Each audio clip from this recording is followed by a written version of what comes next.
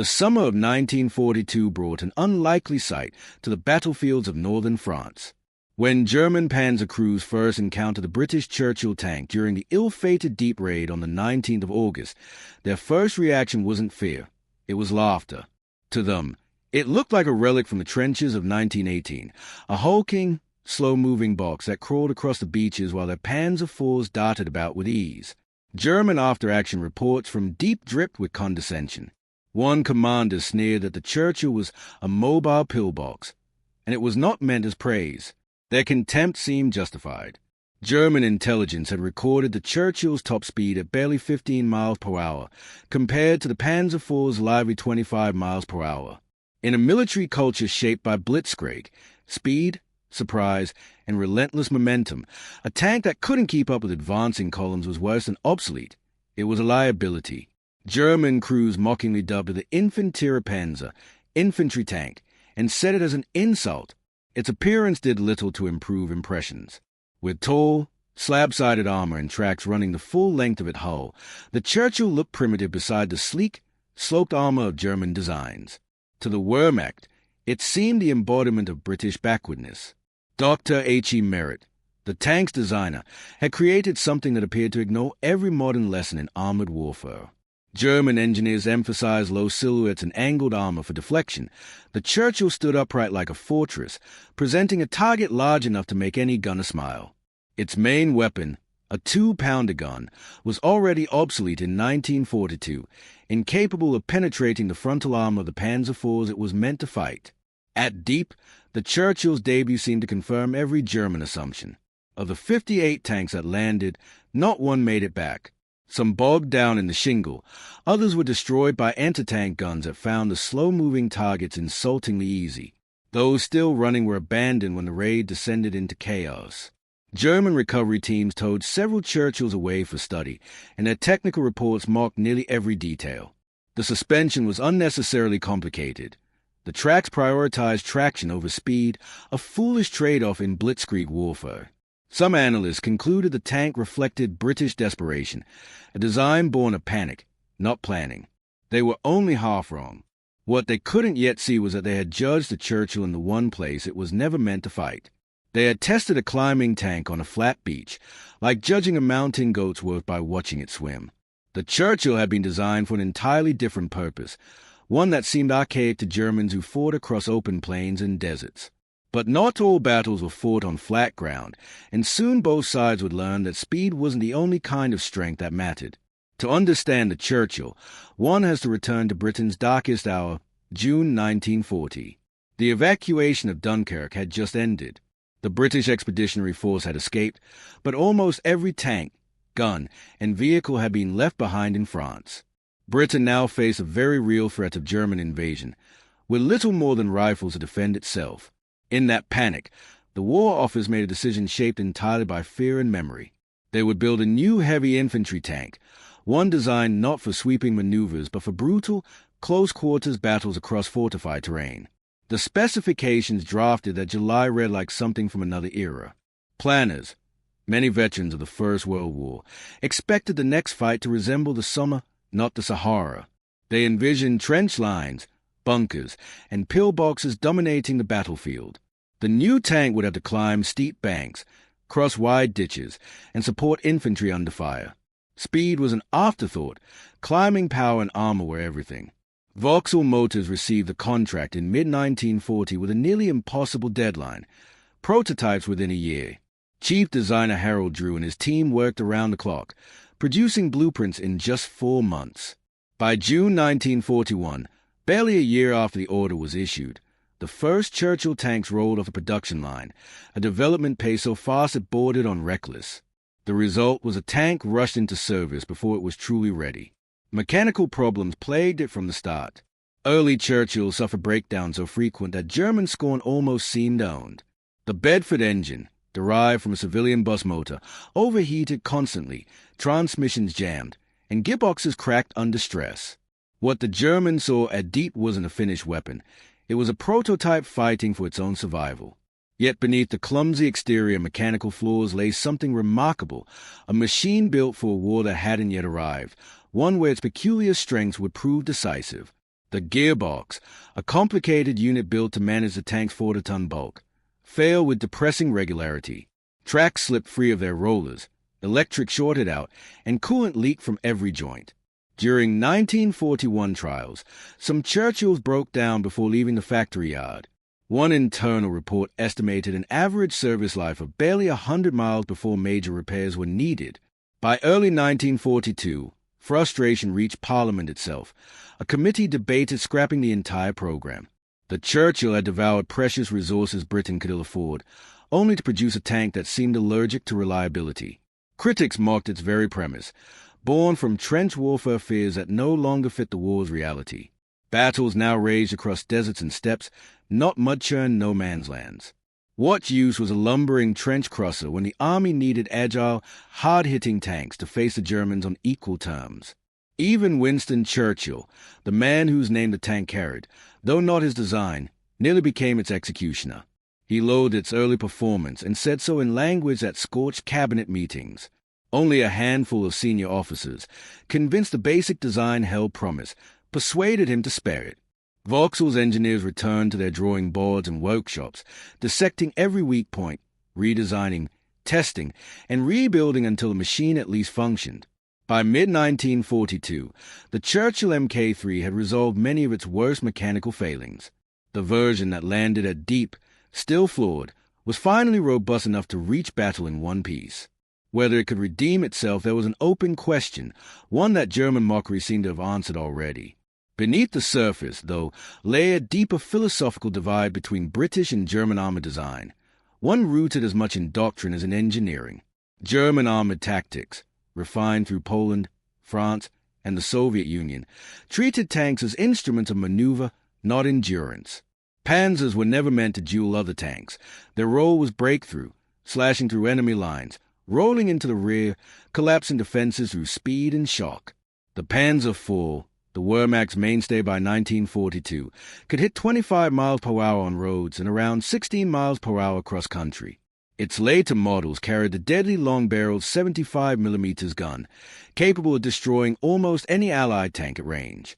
The Churchill, by comparison, managed a meager 15 miles per hour on hard ground, and much less off-road. Infantry joked they could walk beside it and still hold a conversation. German tankers who faced it in open country found it embarrassingly easy to outmaneuver, circling to its flanks and firing at will. The Churchill's turning radius was acceptable, but turning slowly mattered little when your opponent was driving literal circles around you.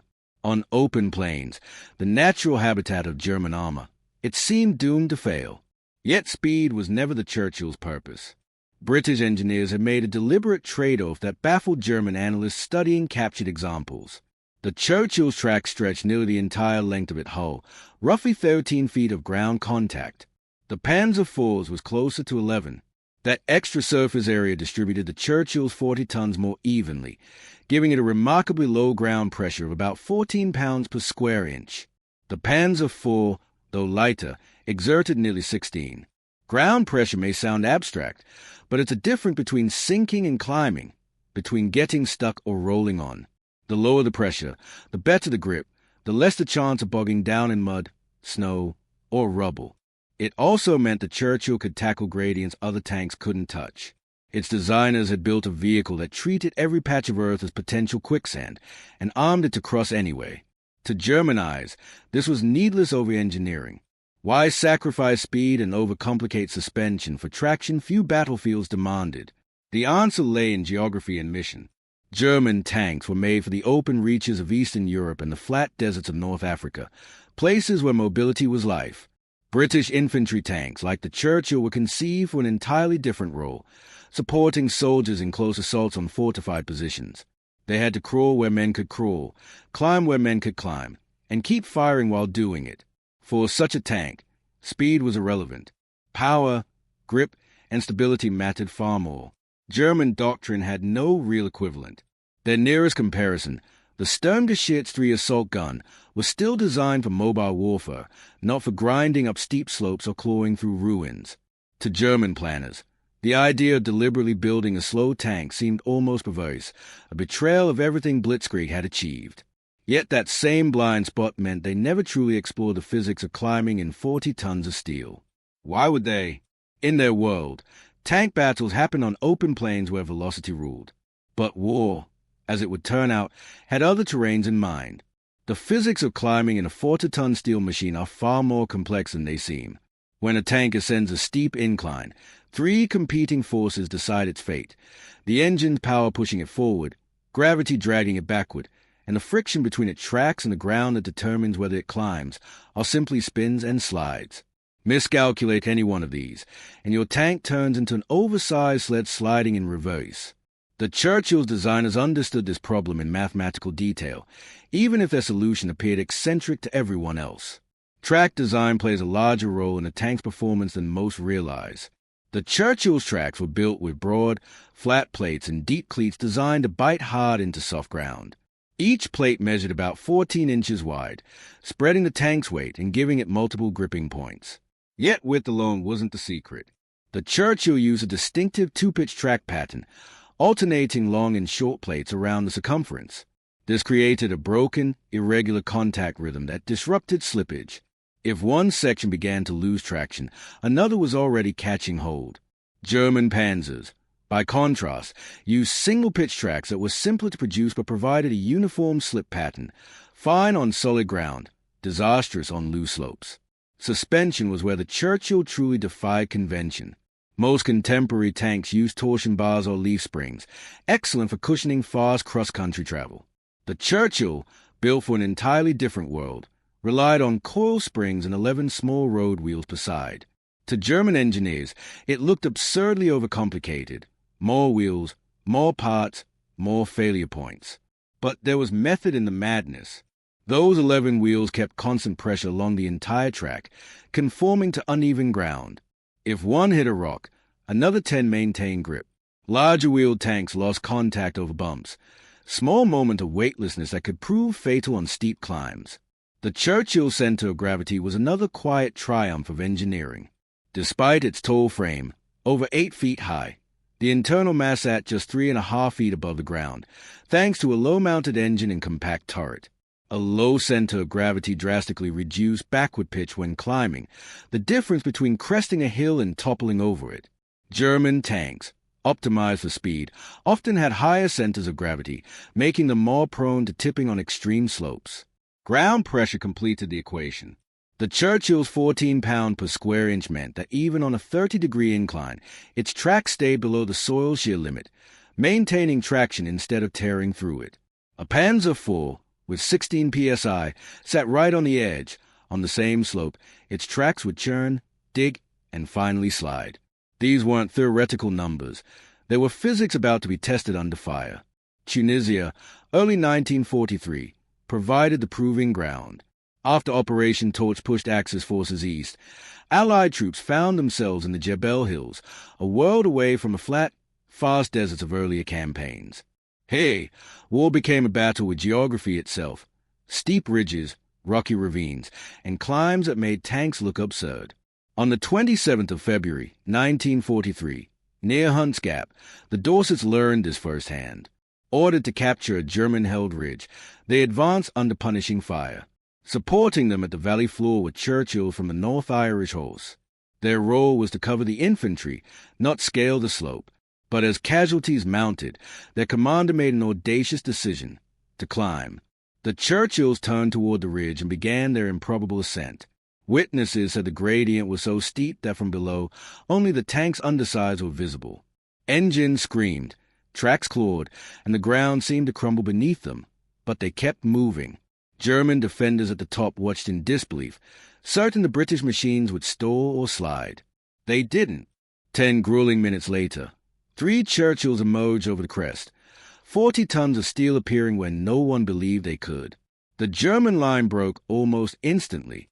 What began as a suicidal experiment became a legend within hours.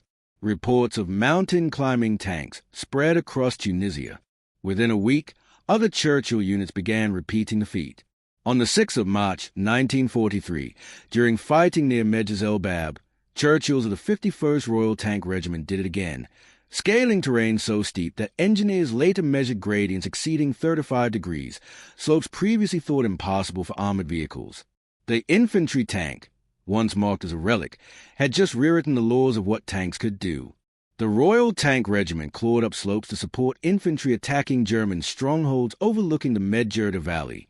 When a captured German lieutenant was later interrogated, he admitted genuine confusion. His training had drilled into him that tanks couldn't climb steep hills. That's why anti-tank guns were placed on ridgetops. The Churchills had just proved that belief obsolete. The fighting in the Kasserine Mountains, where American forces had been mauled by Rommel's counteroffensive weeks earlier, provided even starker proof. British units and Churchill tanks entered the region in early March during the Allied regrouping. The Taborba Gap battles of 21 to 22 March saw Churchills operating in country German planners had labeled impossible to armor. One engagement became legend. A German observation post sat high on a hillside, commanding the approaches. Every British officer knew it had to be destroyed, but nobody could explain how to reach it. The slope measured 38 degrees, far beyond any tank's rated limit. Except that Churchill climbed it. The post-final radio call reportedly dissolved into panic, shouting about tanks appearing where tanks cannot be. After Tunisia, German reports took a different tone. The earlier contempt of 1942 softened into wary respect, though some officers still tried to downplay the tank's relevance. A March 1943 bulletin grudgingly admitted its unexpected climbing capability on extreme gradients, but claimed it offered limited tactical value. Technically true, strategically meaningless. The Churchill didn't need to outclimb panzers everywhere, only where hills decided battles. And in Tunisia, hills decided everything. By April 1943, as Axis forces were trapped against the sea, new German field orders quietly warned units not to fortify ridgetops if Churchills were present. It was an extraordinary reversal. The same tank mocked at Dieppe had forced the Wehrmacht to rewrite its defensive doctrine. The slow infantry tank had found its element, and in that terrain, speed meant nothing compared with the ability to go where the enemy swore you couldn't. Tunisia, it turned out, was only a rehearsal. When the Allies landed in Sicily on the 10th of July, 1943, the Churchill crews of the 25th Army Tank Brigade already knew the script. More mountains. Sicily's interior is a fortress of volcanic ridges and stone villages perched on slopes that seemed purpose-built to frustrate armor. The American Shermans that had performed superbly in the desert now struggled. Their reliable engines turned traitor on climbs steeper than 30 degrees, track spun helplessly on loose rock. Sicily offered far worse. At Centuripe in early August 1943, the Churchill earned immortality. The town crowns a mountain spine, approached by serpentine-lane Germans judged tank-proof. On the 2nd of August, the Churchills of Canada's Three Rivers Regiment proved otherwise. Climbing access roads later measured at 42 degrees. German defenders who were prepared to sweep advancing infantry suddenly found themselves nose to muzzle with 40-ton behemoths that had scaled what were essentially goat paths. The town fell within hours. When the Allies crossed Italy on the 9th of September, 1943, the Churchill ceased to be a curiosity and became essential. The Apennines run like a jagged backbone the length of the peninsula, a natural fortress made of endless ridges and valleys. The Germans fortified every one, the Gustav Line, the Hitler Line, the Gothic Line, each exploiting the terrain's brutal verticality. For attackers, every assault meant fighting uphill into entrenched positions, a nightmare unless your armor could climb beside you. The Churchill could. At Monte Cassino, during the agonizing battle from January to May 1944, Churchills operated in conditions pre-war designers would have called impossible. The slopes were not only steep but littered with rubble, every advance threatened by collapse. Yet Churchills armed with the new 75mm guns crawled forward, providing point-blank fire for assaulting troops. A Canadian tanker remembered his commander guiding the machine upward as rocks cascaded around them, the engine howling in first gear, every man convinced they flipped backward. They didn't. They reached the crest.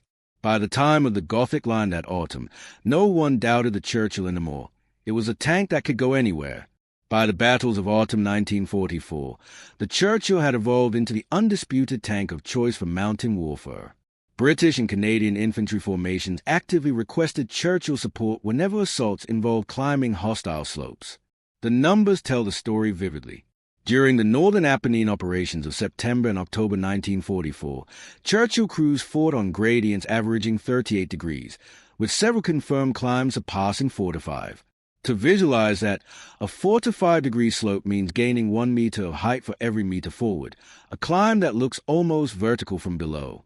When British engineers later tested captured German Panzers and Panthers on the same terrain, they consistently failed beyond 35 degrees, their tracks spinning futilely while the Churchills kept climbing. German units in Italy quickly learned to adjust. Hilltop defenses that would once have been impregnable against armor now required extra anti-tank guns covering routes they had previously considered impossible. Terrain ceased to be a guarantee of safety. The psychological effect was profound. German infantry who had trusted the mountains to shield them suddenly faced a tank that treated those mountains as obstacles to be conquered. The Churchill of 1944 bore little resemblance to the temperamental vehicle that had bogged down at Dieppe 2 years earlier. Vauxhall's engineers had spent those years relentlessly refining the design, fixing what failed while guarding what worked. The Churchill Mk3, entering service in March 1942, replaced the outdated 2-pounder with a 6-pounder gun that could finally threaten German armor. More importantly, its chronic reliability issues were being solved one by one. The gearbox was redesigned, the cooling system rebuilt, and the notorious electrical faults eliminated. The subsequent Mk4, introduced late that same year, used more easily cast-hull components instead of welded plates, ironically improving both protection and production speed. By early 1943, when Churchills were proving their worth in Tunisia, the factory lines were producing tanks that could complete entire operations without mechanical breakdown. It may sound modest, but in tank warfare, reliability is victory's foundation. A tank that fails to move is simply an armored bunker. The real leap came with the Churchill Mk7, which reached the front in October 1944. It preserved all the climbing brilliance of its predecessors while finally resolving the two criticisms that had dogged the type since Dieppe: thin armor and weak armament. The Mk-VII's frontal plate was 152 mm thick, compared to 102 mm on the Mk3, rivaling the Tiger's protection. Its 75 mm gun, though less potent than the Panther's long-barrel weapon, was perfectly adequate for the close-range fighting typical of Italian hillsides. Crucially, the extra armor and gun only nudged the weight to 41 tons, without compromising the tank's climbing prowess. The suspension took the burden easily, and ground pressure stayed low enough to maintain its signature traction advantage. German intelligence began to take note. A Wehrmacht bulletin captured in November 1944 warned that the British Churchill heavy tank should be engaged only from long range and that hilltop defenses might no longer offer safety. The word heavy was a quiet admission, an upgrade in status from the medium label earlier used in scorn. German tankers themselves began to show respect, if grudgingly. One Panther commander captured near Bologna in April 1945 confessed that the Churchill is almost impossible to stop on an incline. To pursue it uphill is folly. This from a man whose 75 mm gun could easily pierce a Churchill side armor, if he could ever get a shot. But in Italy's mountains, where the Churchill chose the angles and dictated the fight, that was rare. The tank's adaptability became legendary. The Churchill AVRE, used by Royal Engineers, carried a monstrous 290 mm petard mortar for smashing bunkers, yet could still tackle the steepest climbs. The Churchill Crocodile, fitted with a flamethrower, terrified German defenders in the narrow mountain villages where ordinary tanks could not even approach. These variants thrived precisely because the base machine could go where no other chassis dared. By 1945, the tank that German crews had once marked as a clumsy relic had become one of the Allies' most trusted and versatile armored vehicles, not in spite of its eccentric design, but because of it. When Germany finally surrendered on the 8th of May, 1945, the Churchill stood as proof that slow, stubborn engineering could triumph over speed, that deliberate strength could master impossible ground, and that the most mocked ideas sometimes climb the highest. By war's end, the Churchill had fought in every major campaign from Tunisia to the Rhine. Over 5,600 were built, serving not only with British and Canadian forces but also with Australian and Soviet units through Lend-Lease. The tank that politicians had nearly scrapped in 1942 emerged as one of Britain's most effective and enduring armored vehicles. Yet the clearest proof of its success came from an unlikely source, the enemy. Post-war German records revealed how thoroughly the Churchill had reshaped their tactical thinking. When Allied forces captured German training schools in 1945, they found updated identification manuals featuring entire sections on the Churchill, complete with engagement guidelines and warnings about its uncanny climbing ability. The same vehicle once dismissed as a relic had forced the Wehrmacht, arguably the most methodical military machine on earth, to adjust its doctrine. That was vindication of the highest order. The Churchill story didn't end with victory in Europe. When war erupted again on the 25th of June, 1950 in Korea, Churchill tanks of the Eight Kings Royal Irish Hussars returned to relevance. The Korean peninsula, with its knife-edge ridges and deep valleys, seemed tailor-made to highlight the same virtues that had made the tank famous in Italy. North Korean T-34 divided by 85s, fast, powerful, and modern, discovered the same hard truth that had frustrated German Panzers years before. Speed means nothing when the battlefield climbs into clouds. The Churchills clawed their way up Korea's slopes, providing direct fire support to Commonwealth infantry through 1951 and 1952. Their broad tracks and low ground pressure handled the punishing terrain with effortless confidence. The fearsome Churchill Crocodile variant, armed with a flamethrower, made its mark at Hill 227 in November 1951, burning out North Korean bunkers perched on 40-degree slopes. An American liaison officer, long accustomed to the nimble but conventional M4 Sherman, filed an incredulous report. The British are still using those museum pieces, and the old girls can still climb like mountain goats. Those museum pieces would remain operational through 1952, outlasting several of their supposed replacements. The Churchill's legend was never built on speed or firepower. Both remained merely adequate throughout its service. Its legend rested on solving a problem nearly every other designer ignored, that the world isn't flat. Hills, mountains, mud, and ruins exist, and armies must fight through them. Building a tank for ideal terrain is easy. Building one that performs anywhere soldiers need it, regardless of the ground beneath, requires a different philosophy. The Churchill's engineers embrace that difference, even when contemporaries mistook it for failure. Its lessons reached far beyond armored warfare. True engineering isn't about producing the most elegant or theoretically superior machine. It's about solving real problems in real conditions. German tanks, technical masterpieces though they were, excelled only where terrain favored them. The Churchill excelled where no tank should have functioned at all. On a 40-degree slope under enemy fire, the supposed advantages of speed and firepower become meaningless abstractions. The last Churchills retired from British service in 1952, though a few remained with the Irish Army until 1969. From its desperate birth in 1940 to 3 decades of global service, the tank nobody wanted became the tank everyone respected. The experts who laugh at its slow, boxy silhouette had been proven spectacularly wrong. In the end, the Churchill stood as proof that sometimes the underestimated design wins not through brilliance or beauty, but through persistence, and that slow and steady truly triumphs, especially when the battlefield points straight uphill.